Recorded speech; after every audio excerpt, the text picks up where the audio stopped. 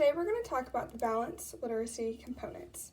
First, we have independent writing, which is when the student writes by him or herself. Under that, we have the 6 traits. We have ideas, which is the ideas that the student come up with what they want to talk about. Next, we have organization, which is the way the story goes, so like beginning, middle, and end. Next, we have voice, which is what the characters sound like. Are they sassy? Are they mean? Are they do they talk in a straight tone? Like, what is their characteristics?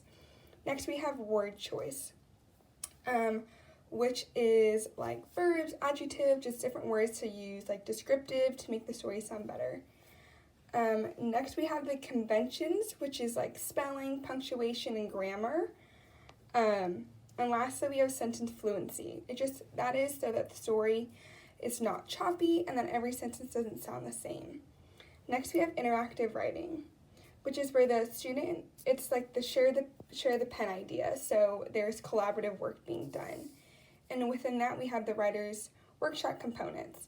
So we have a mini lesson with a mentor text instruction. An example of this is, say you're doing a lesson on verbs. You would read a book like this book, To Root to Toot, Parachute, what is a verb?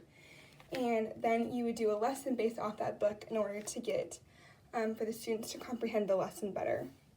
Next, we have sharing time, which is just sharing with other writers in your classroom. So an example of this I have is in my preschool classroom when I taught there, I had a share chair. So when the students would share their writing, they would sit in the chair and they would share it to the class. It'd give them something exciting to do. They just were able to sit in the chair. Next, we have writing time, which is independent time to write. And lastly, we have shared writing. And shared writing is where the teacher and the student compose a text together.